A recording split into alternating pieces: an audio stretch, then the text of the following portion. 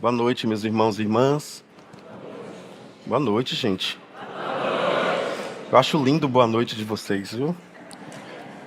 Eu quero agradecer a rica oportunidade de conviver com os irmãos esses momentos, né? 3 cultos, a desfrutar da presença, da amizade. Pastor Abraão e da irmã Cléo. Foi assim, fantástico. Todo ensinamento que eu recebi, conversando com eles, eu e Tina. Fomos ministrados pela vida deles, trocamos algumas palavras, mas eu recebi muita coisa boa para a vida. É uma igreja muito carinhosa, o Ministério de Família está de parabéns. Meu santista ali, um doce de pessoa, que eu esqueci o nome, né? Um doce, rapaz. É Gil, carinhosamente Gil. Um doce de ser humano, Ministério de Família, os pastores da igreja, todos muito educados, todos assim, muito especiais, não é? Uma igreja com 5.000 membros, fiquei feliz que vocês trabalham com pequenos grupos, 100 e poucos pequenos grupos. Na hora que a irmã Cléo falou, eu disse, inveja, está repreendida em nome de Jesus. Que o invejoso é assim, ele nem pensa que ele tem 44 lá, ele quer o do outro. Então eu falei, está repreendido em nome de Jesus. Aí eu repreendi em nome de Jesus, mas vocês estão de parabéns, uma bênção. Estou vendo muita gente querida aqui, que eu amo de coração, de alguns lugares, mas eu vou preferir não citar o nome, para não ser desleal ou descortês, viu? Mas vocês sabem que eu estou falando com vocês, tá bom? Só me desculpa não falar. Semana passada, nós estávamos indo, eu, minha filha mais velha, mais experiente, hoje ela completa 30 anos, é filha de Tina também, viu, gente? Para vocês não acharem que é só do velhinho aqui. Nossa filha, 30 anos hoje, a outra 17. A de 17 ia comentando a dificuldade na prova de física.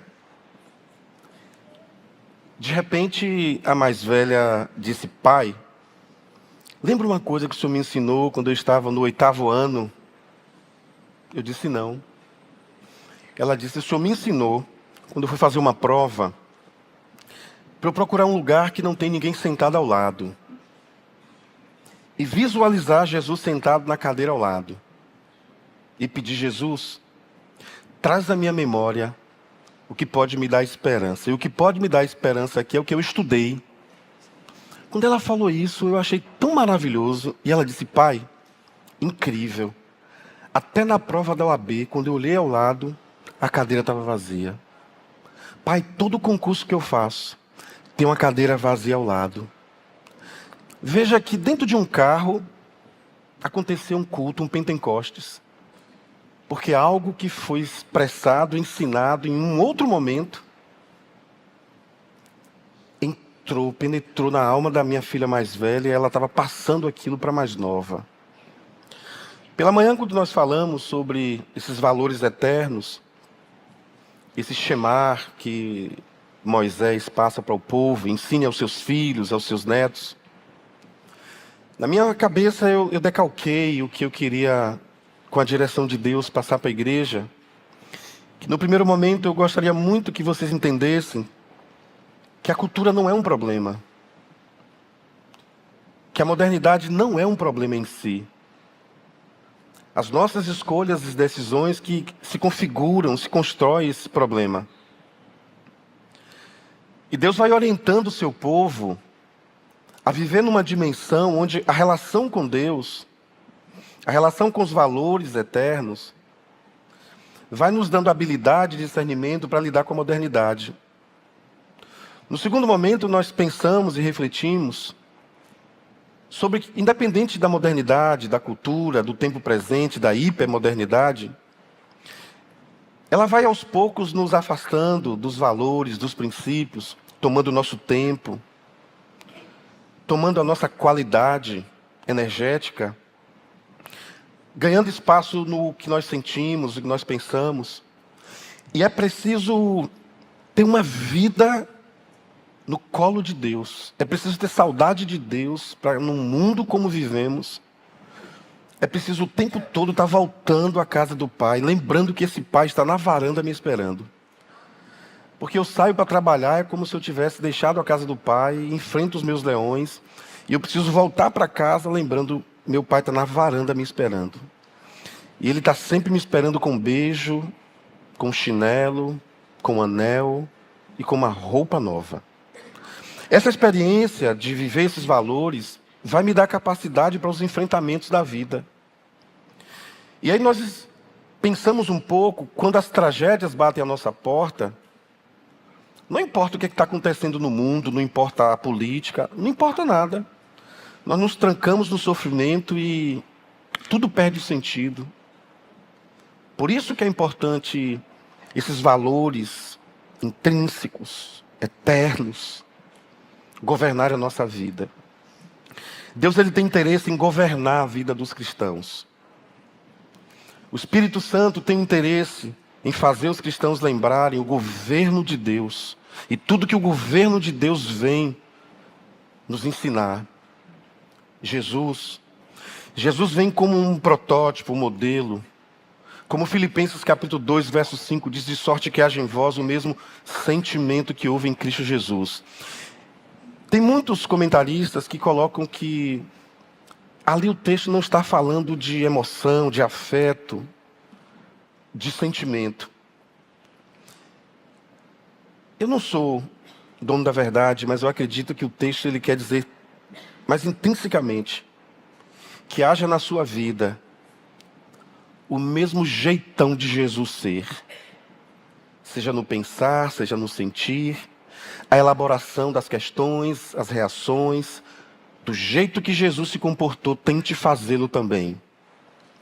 Agora à noite, eu quero fechar essa minha pequena série tentando nos envolver com uma convicção de que famílias modernas, elas vão para algum lugar.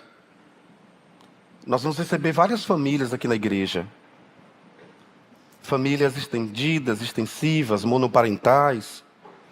Famílias com o segundo casamento.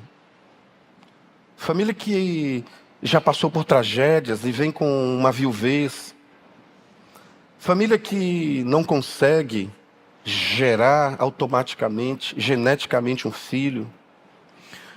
Família que vem com uma moça que já se encontra numa determinada idade e vem orando e não conseguiu ainda achar alguém que diga assim, valeu a pena. Ou um rapaz, ou aquela senhora que caminha na sua idade aí de 70, 72 anos, jovem ainda, e sonha ainda com casamento. De vez em quando passa e diz assim, pastor Abraão, ore porque o dia vai chegar. E ela está ali no propósito, ele está no propósito. Então nós vamos receber várias configurações de famílias.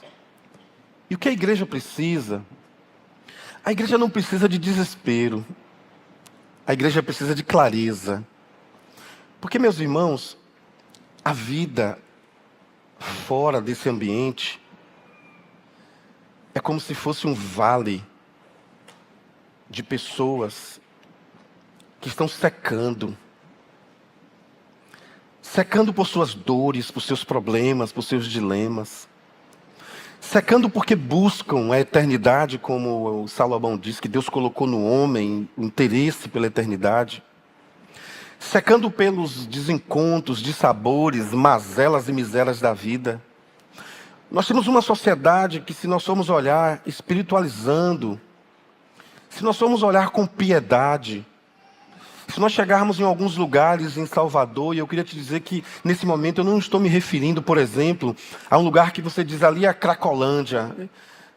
Pode chegar lá também, mas o shopping mais importante de Salvador, o piso mais elitizado desse shopping, se você tiver um olhar espiritual, você vai ver um exército de ossos caminhando para lá e para cá, passando seu Pix, seu cartão Black,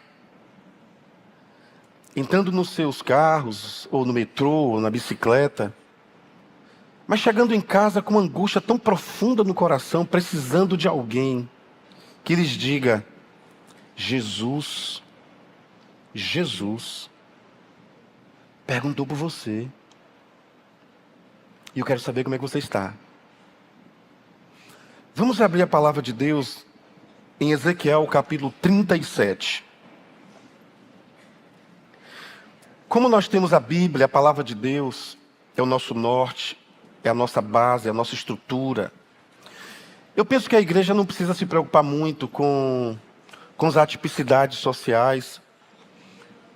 Porque quem quer que venha, quem quer que chegue, ouvindo, recebendo um evangelho limpo, amoroso, claro, transparente, um evangelho que expressa a verdade de Deus, acredite, quem chegar num ambiente desse, que a palavra é pregada com verdade, com amor, com a intenção de ajudar as pessoas, pode ter certeza que o mover do Espírito Santo vai acontecendo.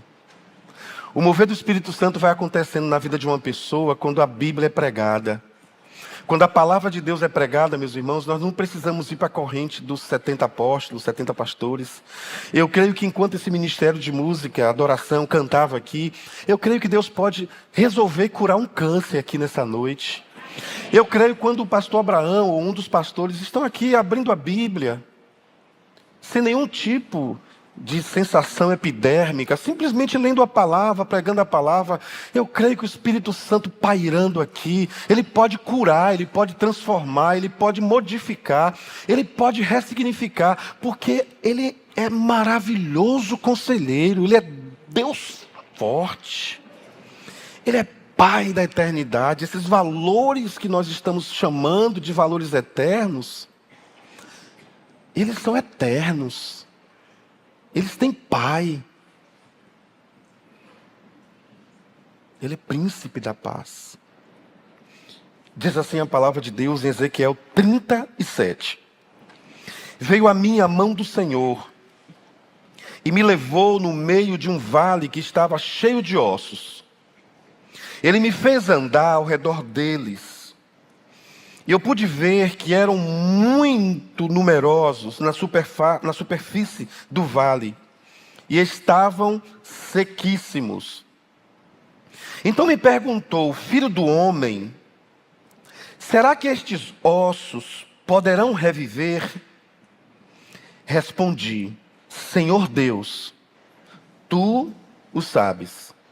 Então ele me disse: profetiza para estes ossos e diga-lhes: ossos secos, ouçam a palavra do Senhor.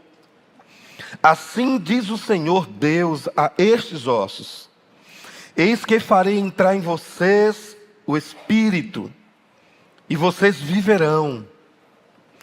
Porei tendões sobre vocês, farei crescer carne sobre vocês e cobrirei de pele.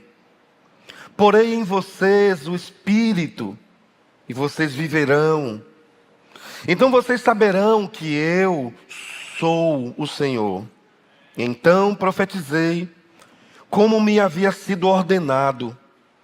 Enquanto eu profetizava, houve um ruído, um barulho de ossos, que batiam contra ossos, e se ajuntavam, cada osso ao seu osso.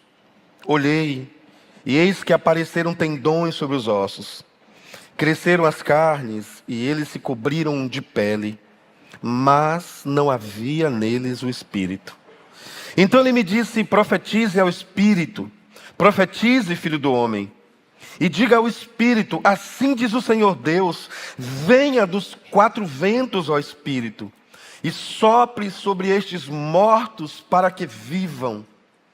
Profetizei como ele me havia ordenado.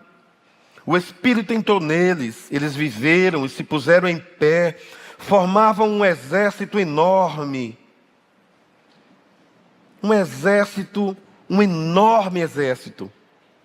Então ele me disse: filho do homem, esses ossos são toda a casa de Israel. Eis que dizem: os nossos ossos estão secos, perdemos a nossa esperança, fomos exterminados. Portanto profetize e diga-lhes: assim diz o Senhor Deus, eis que abrirei a as sepulturas de vocês e os farei sair delas, ó povo meu, e os levarei de volta à terra de Israel. Vocês saberão que eu sou o Senhor, quando eu abrir as sepulturas de vocês e os fizer sair delas, ó povo meu. Porei em vocês o meu espírito, e vocês viverão. Eu os estabelecerei na sua própria terra, e vocês saberão que eu sou o Senhor. Eu falei, eu cumprirei, diz o Senhor. Pai, aplica essa palavra ao nosso coração, à nossa mente. Meu desejo não é gerar um exército comportamentalista. Meu desejo é partilhar com os meus irmãos. A minha intenção é que juntos possamos descobrir em nós vales, regiões, departamentalizando a nossa vida, áreas que se secaram. Nós viemos aqui para ouvir a profecia da obviedade da santa palavra de Deus. Por isso, Pai, que as palavras da minha boca, a meditação do meu coração, sejam agradáveis ao Senhor e faça muito sentido aos meus irmãos e irmãs, em nome de Jesus. Amém. Queridos irmãos, Israel tem uma característica que me chama a atenção. Israel era um povo que caminhava de uma maneira como se eles tivessem que, de vez em quando, passarem por apertos. Porque sempre que Deus dava uma bênção a Israel, sempre que Deus derramava uma graça sobre Israel, logo em seguida Israel afrouxava. Israel dava uma desviada. Ezequiel 37, com Ezequiel 47, são os dois momentos, as duas fatias da pizza de um profeta que não é muito usual na sua forma de ser. Essas profecias de restauração não é muito o perfil de Ezequiel. Segundo alguns pensadores, Ezequiel, dos profetas maiores, era o que tinha a capacidade cognitiva. Dentre esses profetas maiores, era o que tinha uma mente fértil. Entre eles, era o mais versátil nas palavras, no aramaico, no grego, no hebraico, no aramaico. Ezequiel é considerado um obeso da cabeça, um sujeito inteligente demais. Imagine um homem inteligente, como é fácil você explicar as coisas para ele. Uma mulher inteligente, é fácil você explicar as coisas para ela. É muito fácil. Porque as pessoas inteligentes, quando você começa a desenhar o seu argumento, elas estão sempre à frente do seu tempo. E elas já vão deduzindo, elas já vão argumentando, elas vão dando acabamento ao que você está tentando ensinar e explicar. A coisa estava tão séria com a nação, com os israelitas, que Deus não conseguiu explicar de mente para mente.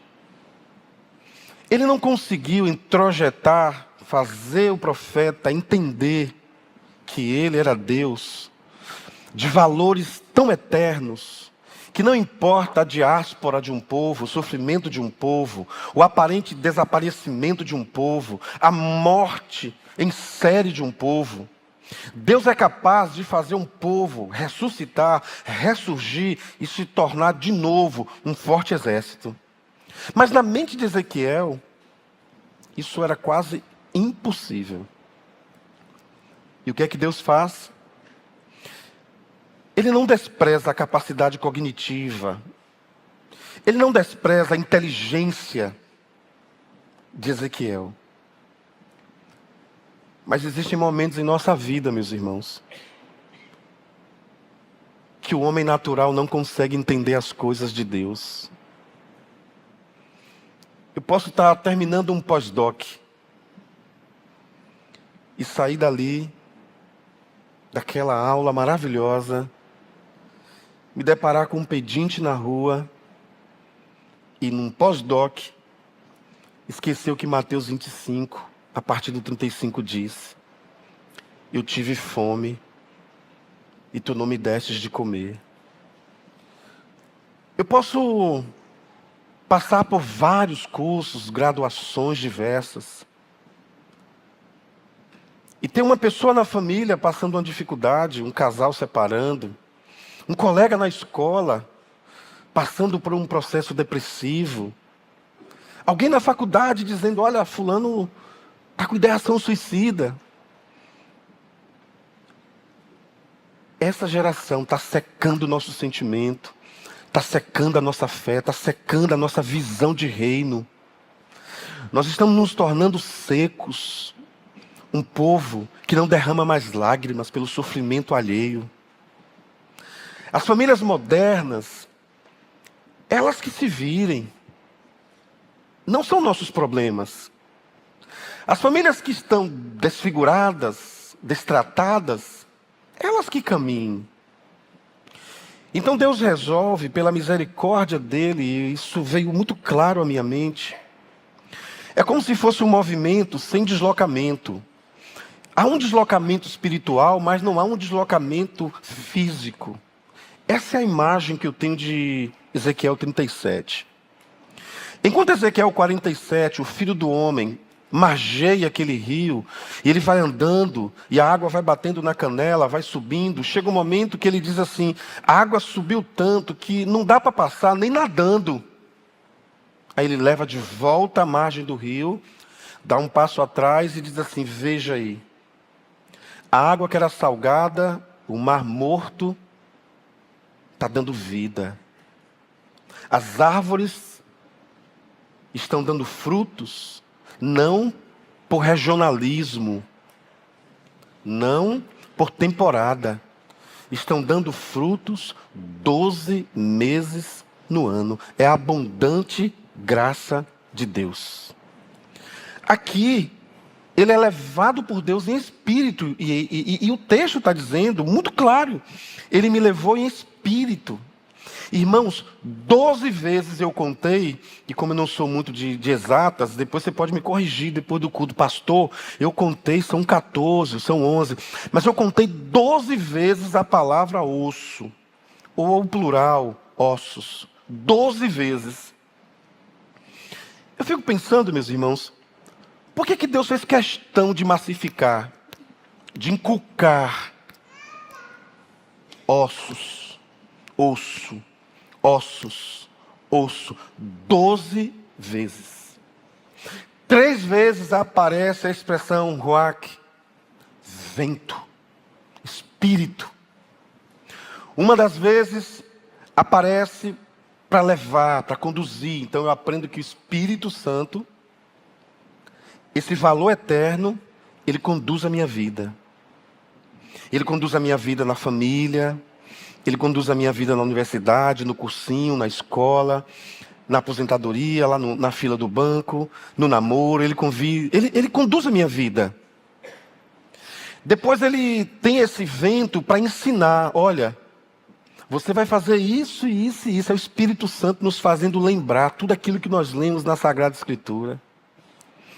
Depois, esse ruach, esse vento, esse espírito aparece para movimentar, para mexer, para fazer com que a ordem dada pela palavra seja automaticamente obedecida. Ruach profetiza, e há um vento e os ossos começam a sacudir-se. É como haja luz e automaticamente houve luz. Então esse profeta, esse sacerdote, ele me mostra que quando Deus leva-o ao vale de ossos secos, a primeira coisa que me chama a atenção é que para um israelita, o sepultamento é algo quase sagrado. Para um israelita, a honra de poder sepultar alguém seu, ainda que seja um sentimento etnocêntrico, mas é importante para eles o sepultar. E aí Deus leva esse profeta e diz: veja como estão os seus. São seus. São seus irmãos. é o seu povo, tiraram o direito até mesmo do sepultar, da dignidade do sepultamento. E sabe o que foi isso? Desobediência. Isso não é o Império Babilônico. Isso não é o Império Assírio, Egípcio. Isso é desobediência. Queridos irmãos e irmãs, se nós quisermos um bom posicionamento nesse mundo pós-moderno, é preciso que a cada dia Jesus, ele governe a nossa vida. É preciso que as pessoas vejam em nós a face de Jesus. É preciso que Jesus seja reconhecido através das nossas palavras, da nossa vida. Meus irmãos, desculpa, porque talvez essa fala seja inoportuna, mas talvez a geração mais arrogante que o Evangelho já recebeu é a nossa. Nós nos tornamos um povo arrogante. Nós olhamos para quem está sofrendo, nós olhamos para quem pecou, e a primeira coisa que fazemos é apontar o dedo. Jesus, sempre que alguém pecava, Jesus sempre estendia as mãos para ver o resultado. Jesus, às vezes, num pecado, ele fazia perguntas. Adão, tu está onde?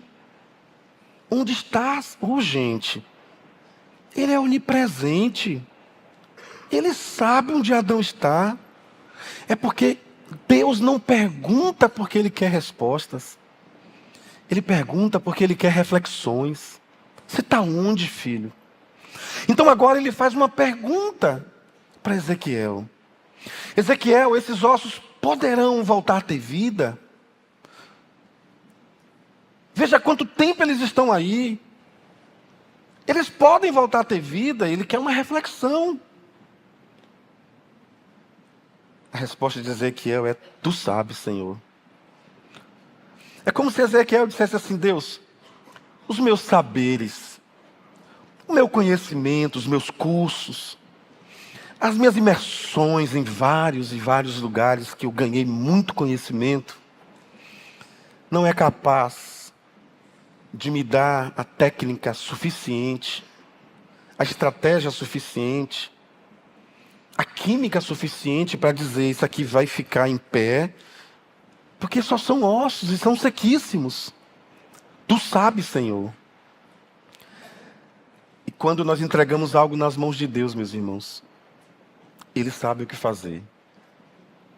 Por isso que Ele fala para os ansiosos: lance a mim toda a vossa ansiedade. Eu cuido de vocês. Venham a mim os que estão cansados, sobrecarregados, oprimidos, eu vos aliviarei. Eu gosto muito, irmãos, quando no Salmos 37, versos 23 e 24, diz assim: os passos de um homem bom são confirmados pelo Senhor, e Ele deleita-te no teu caminho. Ainda que caia, não ficará prostrado, porque o Senhor sustenta com a sua destra direita. Gosto muito de Provérbios, capítulo 12, verso 14, 12, 16, 25, que diz a mesma coisa. Há caminhos que ao homem parece certo, mas no final deles é caminho de morte. Gosto muito de Provérbios 24, 10, quando diz: se te mostrares fraco, frouxo, no dia da angústia, a tua força será pequena. Então Deus está mostrando a ele: olha, abandona tudo, deixa comigo. Eu só preciso que você, como meu representante, você creia que esse valor é eterno.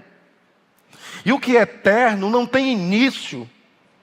O que é eterno não tem precedente. O que é eterno é meu, sou eu. Acredite no que é eterno. E o eterno está falando: profetiza. E eu fico imaginando ele profetizando. Ele abrindo a boca e profetizando: ossos. Ou de repente foi mais manso: ossitos. Ossos. A palavra de Deus está dizendo para vocês, ossos. Gente, pregar para ossos. Pregar para ossos. Isso fala muito ao meu coração. Quantas pessoas eu tenho pregado com perfil de ossos? Profetiza ossos, ossos. A Bíblia diz que houve, irmãos, um avivamento de ossos. Cada osso procurou o seu osso. Não houve troca de parceiros. Não houve trisal de ossos. Cada osso, quando tocava no osso da mulher do outro, ele dizia: licença, minha senhora, porque a senhora não é a minha esposa. Licença, meu senhor, porque o senhor não é a minha esposa. Desculpa, o senhor não é meu pai, não é o meu filho. Cada osso procurando o seu osso, e o exército foi levantando. E aí, meus irmãos, veio carne, veio pelo, veio pele, e esse exército estava em pé. E o texto nos dá uma ideia que Ezequiel já estava extasiado. Meu Deus, o que é isso? Que fantástico! Aí a Bíblia diz assim: faltava o Espírito. Queridos irmãos, eu sou defensor de que a pessoa recebe o Espírito Santo no momento que entrega a vida a Jesus. Ele é batizado com o Espírito Santo. Eu defendo isso. Mas eu defendo que durante a vida cristã, algumas pessoas, tal como 1 Tessalonicenses 5, 17 a 19, eu não me recordo agora, ele diz assim: não apagueis o Espírito. Eu acredito piamente que num lugar como esse, numa igreja como esta, pessoas podem ter entrado aqui, crentes com a Bíblia na mão, com a Bíblia no smartphone, crentes porque já foram batizados, deram seu dízimo, a sua oferta, mas o coração já não ferve por Deus. Falta esse pulsar do Espírito que junta os ossos emocionais, espirituais. João capítulo 7, verso 38 é lindo, diz assim: se alguém crê em mim, como diz as Escrituras, rios de águas vivas fluirão de dentro de vós. Isso é um avivamento, gente. Então Ezequiel agora está diante de um quadro onde para ele estava bom. Já temos um exército, Israel já é nação de novo. Israel já pode lutar de novo. Israel já pode agora combater. Israel já pode agora postar do grupo da família: estou vivo de novo. E aí Deus olha e diz assim: Israel, deixa eu conversar com esse profeta aqui. Porque Israel, se você viver a vida apenas com culto da metropolitana, ou Israel, se você viver a vida apenas com idas e vindas a culto, ou Israel, você não tem arma suficiente para vencer as batalhas. E eu quero propor a vocês aqui algumas questões que invadiram o meu ser enquanto esse texto, de maneira especial, causava impacto no meu coração. Deus ressuscitando uma nação, Deus espiritualizando um povo, um exército, e Deus diz para Ezequiel: profetiza agora para que haja o Espírito. Está faltando Espírito. Está faltando Espírito. O crente precisa ter o Espírito Santo. O crente precisa ouvir a voz do Espírito Santo. O crente precisa entender a presença do Espírito Santo. De vez em quando ele fala no seu ouvido: liga para fulano, não é coincidência, é o Espírito Santo. De vez em quando o pastor prega alguma coisa aqui à frente e você diz assim: eu acho que ele jogou assim. Não, é o Espírito Santo falando com você. Gente, o Espírito Santo é tão fantástico que eu não sei quantas pessoas tem aqui da galeria, no canto, mas ele sai falando assim, gente, ó. O pastor não consegue não, mas o Espírito Santo sai falando. Tem gente aqui que na hora da leitura já podia ir embora, porque o Espírito Santo já falou. Não abra mão da presença do Espírito Santo. Primeira coisa que me chamou a atenção, nesse conjunto de ideias que o texto me traz, é que aqueles ossos, eles eram essencialmente iguais, mas funcionalmente diferentes.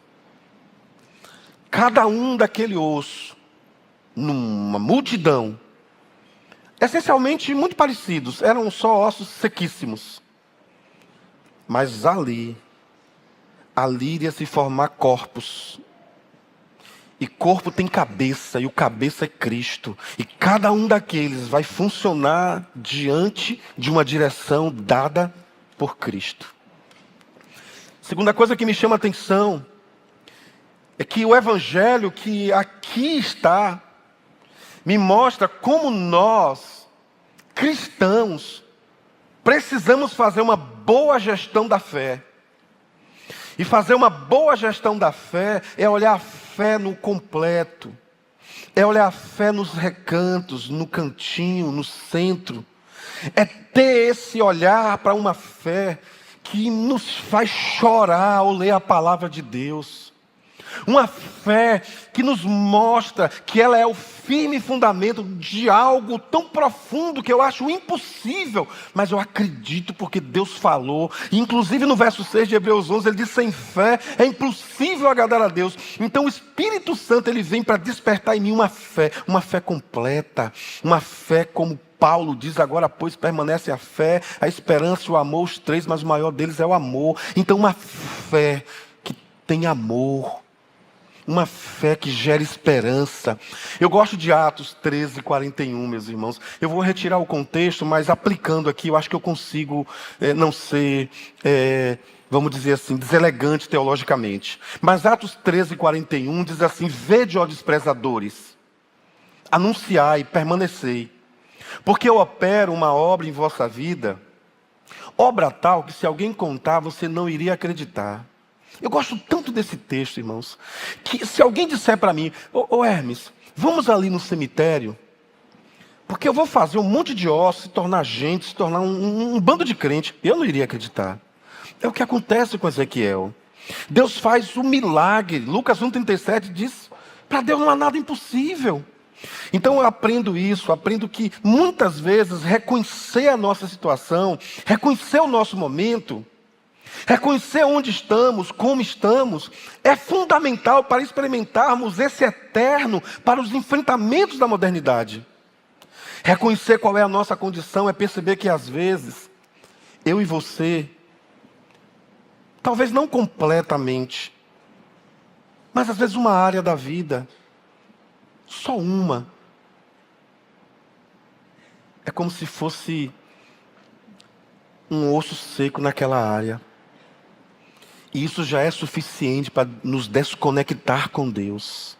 Isaías 59:2 diz assim: eis que a mão do Senhor não está encolhida para que não possa salvar, nem os seus ouvidos fechados, agravados para que não possa ouvir, mas os vossos pecados, as vossas iniquidades fazem separação entre vós e o vosso Deus. Eu tenho pedido a Deus: Deus, me dá uma vida de santidade, me dá uma vida de oração. Esses valores eternos, meus irmãos, não é para a gente carregar apenas na cabeça.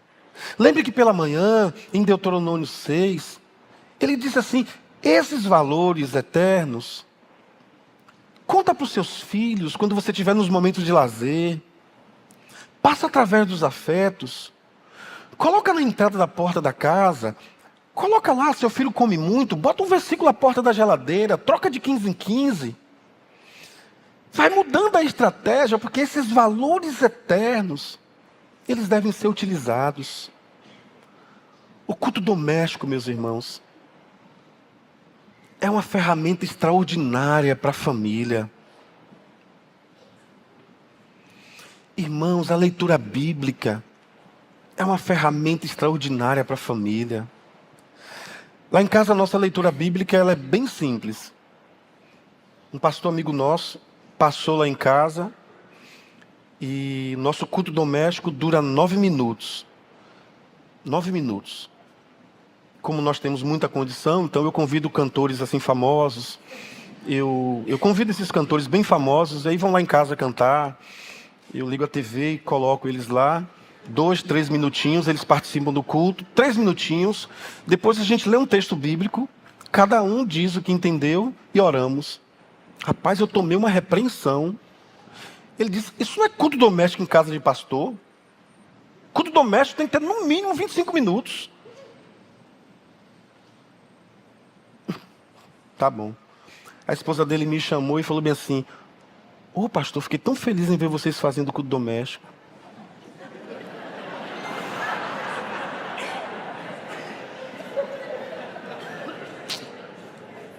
Porque nós temos 26 anos de ministério, nós nunca fizemos culto doméstico. Irmãos, eu falo com muito temor a Deus. Eu oro muito por minhas filhas. Não podem dizer orar muito, que essa palavra não existe. Eu e Tina, nós oramos por nossas filhas. Eu peço sempre a misericórdia de Deus.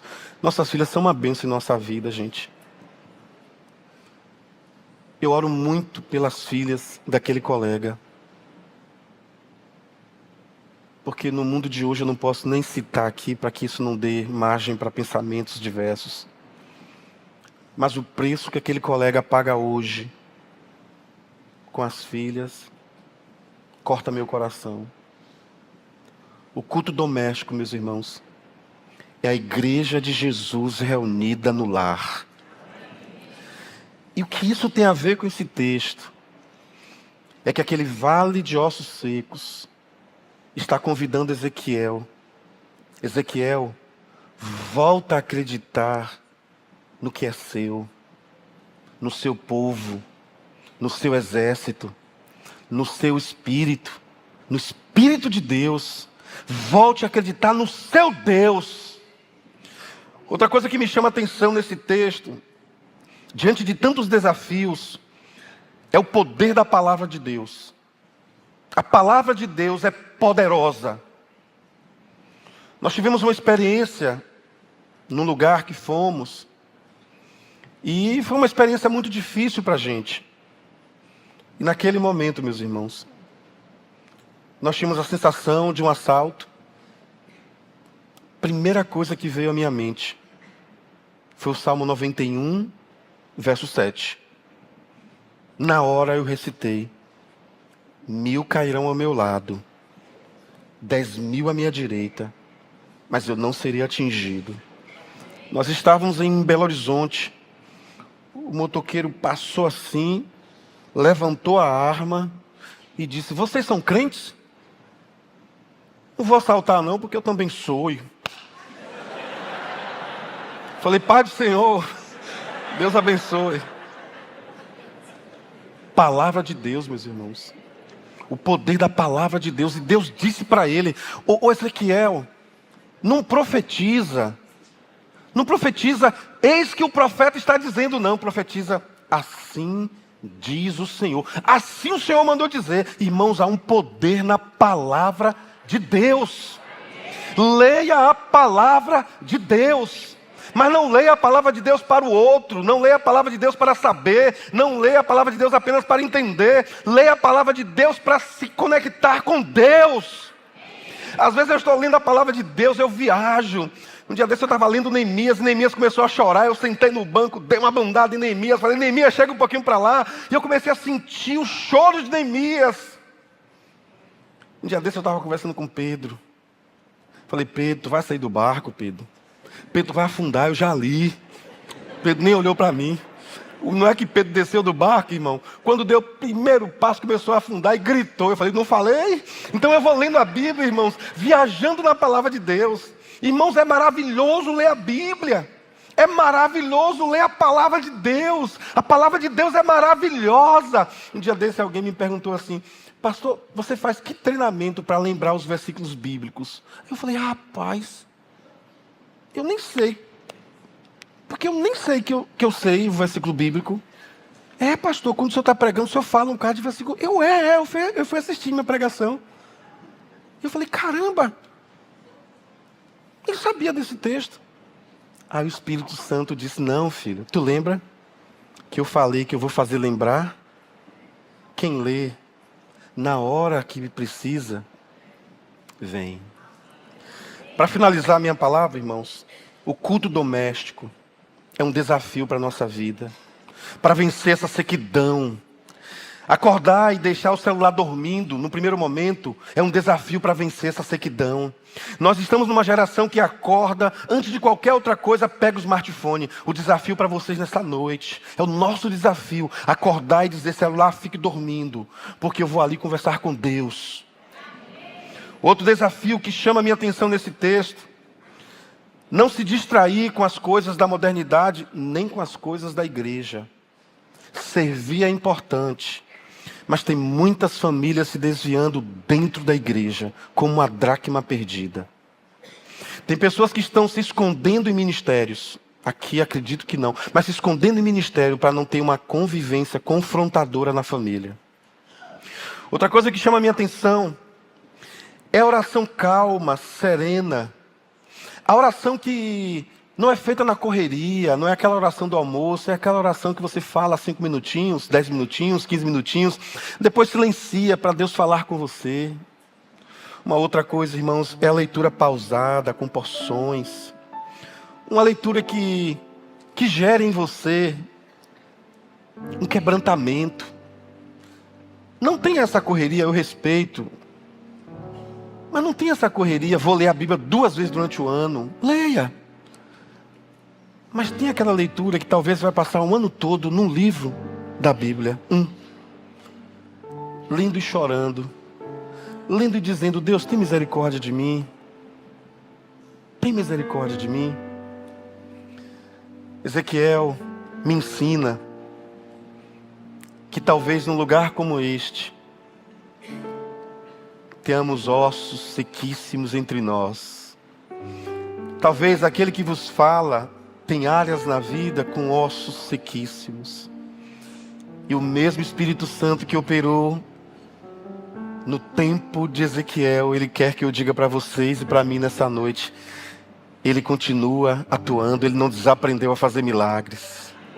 Ele pode fazer milagres na sua casa, na sua vida. Ele pode fazer esses valores voltar a ter força.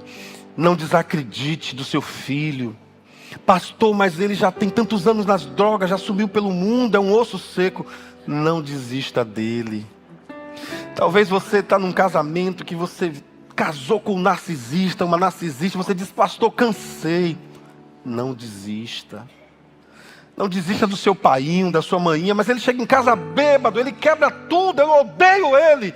Não desista. Nós somos chamados para espelhar Jesus, espalhar Jesus. Queridos irmãos, eu e Tina fomos fazer a visita a uma casa. E essa moça, o pastor Pedro Chagas, tinha me ligado para fazer uma visita. Eu era pastor de jovens em Itabuna. E essa moça girava em volta daquela mesa. E de repente, eu e Tina naquela casa, o irmão pegou todas as facas que tinham naquela casa e escondeu. Ela era professora, dentro de uma bolsinha dela tinha um estilete grande, tiramos. E ela começou a dar voltas, voltas e voltas. Quando nós começamos a orar, essa mulher começou a urrar. Urrava demais. E quando eu vi aquela moça com aquela faca desse tamanho, eu, como sou um homem de oração, falei: Tina, tu vai que eu fico orando. Eu sou um homem de oração. Falei: Tina, você vai. E Tina se aproximou dela, e o outro casal se aproximou. E um amigo nosso, muito querido lá de Itabuna, um homem de Deus, ele abraçou ela por trás, assim, com toda a força.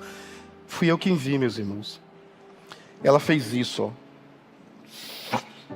Jogou ele assim, 1,5 metro a 2. E eu fiquei encurralado no cantinho. Nem Tina podia me ajudar. E aquela faca que ela pegou, parece que era maior do que o que estava. Quando ela levantou a faca em minha direção, passou tanta coisa em minha mente. Falei: poxa, Tina não merece ficar viúva. Tanta coisa passou em minha mente. Falei: Jesus, tem misericórdia. Comecei a pensar e eu lembrei de manhã. No culto doméstico, manhã falou: filho, quem expulsa demônio não é pastor, é o nome de Jesus. Naquela hora, eu lembrei da fala de manhã.